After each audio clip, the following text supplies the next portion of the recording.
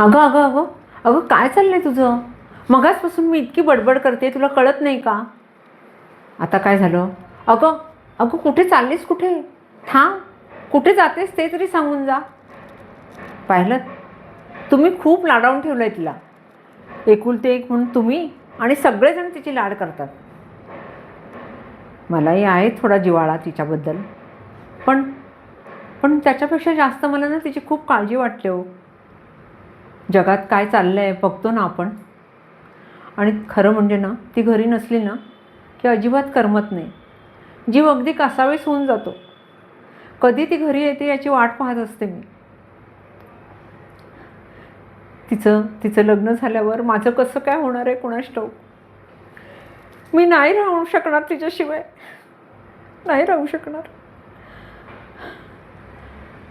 अहो, आपल्या समाजात लेकीचं लग्न झाल्यावर तिच्यासोबत तिच्या आई वडिलांना घेऊन जाण्याची पण प्रथा असायला हवी होती ना हो.